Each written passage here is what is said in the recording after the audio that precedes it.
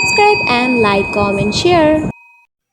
আপন মানুষদের আবদার রাখতে কার না ভালো লাগে, ঠিক আজকেও তাই।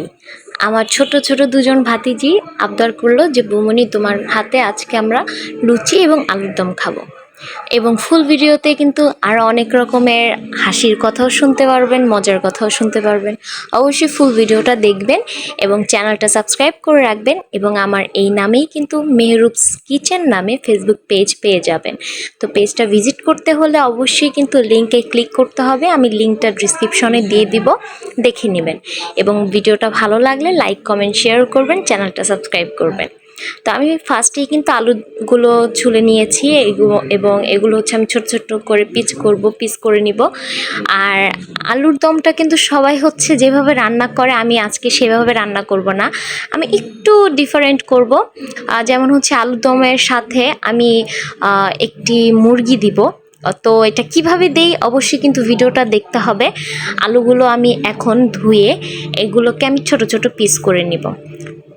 ছোট ছোট পিস করার পর এগুলো আমি খুব সুন্দর করে আবারও ধোয়ার পরে আমি পেঁয়াজটা বসিয়ে দিব। তো এটা এত বেশি মজা হয়েছিল যে আমার ভাতিজা যখন নাকি আমি ভিডিও করতেছি তখন ও মানে আর ধৈর্য ধরে বসে থাকতে পারতেছে না। ও জাস্ট বলতেছে যে বৌমনি তাড়াতাড়ি দাও, আমি খাবো। এত পাগল হয়ে গেছে। আলহামদুলিল্লাহ খুব মজা হয়েছিল। অবশ্যই কিন্তু পছন্দ হলে আপনারা বাসায় এইভাবে ট্রাই করতে পারেন, খুব ভালো লেগেছে। তো আমি পেঁয়াজগুলো কেটে নিব। আমি জাস্ট ছোটোর মধ্যে 3টা পেঁয়াজই দিয়েছি। পেঁয়াজগুলো ফার্স্টে ভেজে নিব তেলে। আমি অল্প একটুই তেল দিব, তেলটা আমি একটু কমই দেওয়ার চেষ্টা করি, সবসময় তেলটা কম খাওয়াই ভালো। তো অল্পই তেল দিব। যদি আপনাদের মনে হয় যে না আরেকটু তেল দিলে ভালো হতো, নিজেদের স্বাদ অনুযায়ী আপনারা তেল লবণটা দিয়ে নেবেন। তো তেল দেওয়ার পরে আমি পেঁয়াজটা খুব ভালো করে ভেজে নেব। এর মাঝে আমি চিকেনটা আমি কিন্তু চিকেন বেশি দিচ্ছি না, অল্প পরিমাণেই দিচ্ছি। এবং এই চিকেনটা কিন্তু আমি ছোট ছোট করে পিস করে নেব, যেন আমরা অনেক মানুষই খাবো, বাট রান্না করেছি একটু অল্পর মধ্যে। চিকেনটা আর কি অল্প দিয়েছি। অল্প দেওয়ার কারণ হচ্ছে যে এটা মেনলি হচ্ছে আলুর দম, কিন্তু তার সাথে আমি চিকেনটা অ্যাড করছি হচ্ছে লুচির সাথে খেতে ভালো লাগবে। তো এর জন্য আমি ছোট ছোট পিস করেছি যেন সবাই এটা পায়, যেহেতু অল্প দিয়েছি। তো একেবারে ছোট ছোট পিস করবেন যতটুকু পারেন। আমি এর চেয়ে বেশি ছোট করতাম কিন্তু আর পারছিলাম না। তো আমি মাংসটা খুব সুন্দর করে ওয়াশ করে নিয়েছি।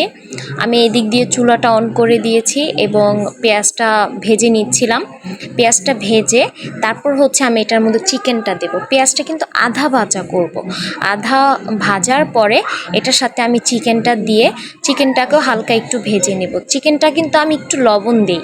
চিকেনটা দেওয়ার পরে আমি একটু সাদা লবণ দিই যেন চিকেনটার মধ্যে লবণটা যায়। খুব ভালো করে ভেজে নিব। তো আগেই বলি, আপনাদের যদি কোনো কমেন্ট করার থাকে যে এটা এইভাবে না ওইভাবে, কারো যদি ভালো না লাগে অবশ্যই জানাবেন, ভালো লাগলেও জানাবেন, আমার কোনো ভুল থাকলে সেটাও জানাবেন। অবশ্যই আমি চেষ্টা করব এই ভুলটা যেন নেক্সটে আর না করি। তো ভালো মন্দ যেটাই হোক কমেন্টে অবশ্যই জানাবেন আপনাদের কেমন লেগেছে। ভিডিওটা ভালো লাগলে লাইক কমেন্ট শেয়ার করবেন এবং ফেসবুক পেজের লিঙ্কটা দেওয়া থাকবে ডেসক্রিপশনে, আপনারা দেখে নেবেন। এখন হচ্ছে আমি চিকেনটা খুব সুন্দর করে ভেজে নিব। ভেজে নেওয়ার পরে এর সাথে আমি আলুটা অ্যাড করব এবং অপর একটি চুলাতে আমি খাবারের পানিটা দিয়ে একটু গরম করে নেব, যেন আমি লুচির যে ডোটা বানাবো সেটার জন্য আমি পানি বসিয়ে দেব।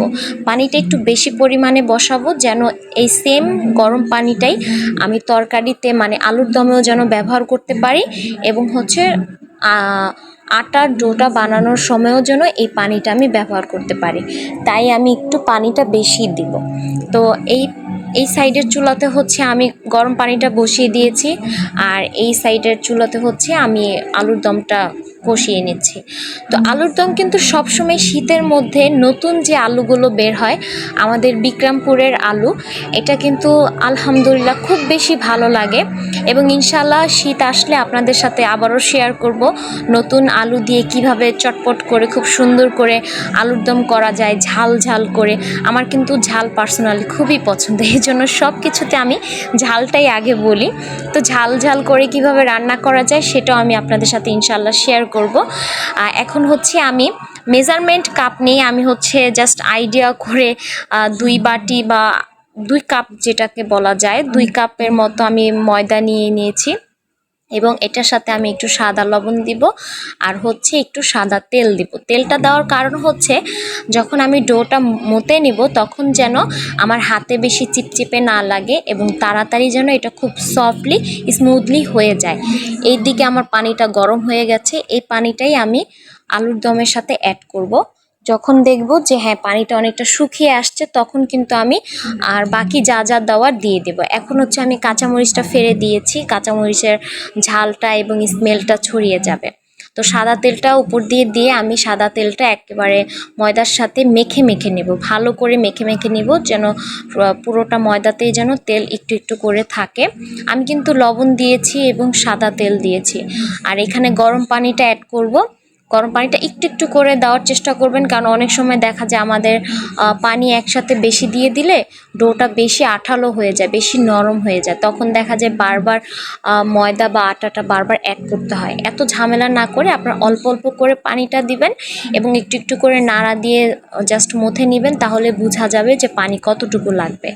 এবং আরেকটা মেজারমেন্ট হচ্ছে, আপনারা যদি হচ্ছে 1 কাপ ময়দা দিয়ে কোনো কিছু বানান, ওই 1 কাপ ময়দার মধ্যে আপনাদের আধা কাপের একটু কম পানি লাগবে। এটা কিন্তু মেজারমেন্টের একেবারে পারফেক্ট একটি পানির মিক্স করার একটা মেজারমেন্ট, ঠিক আছে? তো আমি আজকে কাপ দিয়ে মেপে দিইনি, যার কারণে আমি আইডিয়া করে পানিটা অ্যাড করেছি। কিন্তু যদি আপনারা মেজারমেন্ট করে দেন তাহলে 1 কাপ ময়দার সাথে আধা কাপের একটু কম পানি অ্যাড করার চেষ্টা করবেন, তাও কিন্তু একটু একটু করেই দিবেন, কারণ অনেক সময় দেখা যায় একটু কম বেশি হয়ে যায়। তো এখন হচ্ছে আমি এই জায়গাটা কিন্তু খুব ভালো করে পরিষ্কার করে নিয়েছি, এটা আমার কিচেনের প্লেস। তো এখানে হচ্ছে আমি আটাটা খুব ভালো করে ময়দাটা ডোটা মথে নেব এবং যতটুকু পারি সফট হওয়ার পরে এগুলো আমি লেচি কেটে নেব। লেচি কেটে আমি অবশ্যই একটা পাত্রে রেখে, মাটির পাত্রে রেখে সেখানে হচ্ছে আমি লিচিগুলো গোল গোল করে রাখছি। যদি একটু কম বেশি হচ্ছে তাহলে আমি একটু ছিঁড়ে রাখছি। আমি চেষ্টা করছি চোখের আইডিয়া অনুযায়ী প্রত্যেকটা ডোই যেন সমান গোল হয়, সমানভাবেই যেন হয়। তারপর হচ্ছে এটা যেন বাতাসের সংস্পর্শে এসে শক্ত হয়ে না যায় বা আমার বেলতে কষ্ট না হয়, এজন্য আমি শুকনো সুতি কাপড়, পরিষ্কার সুতি কাপড় ধুয়ে এটা হচ্ছে একটু ভিজিয়ে নিগড়িয়ে আমি এটার উপরে দিয়ে রেখেছি।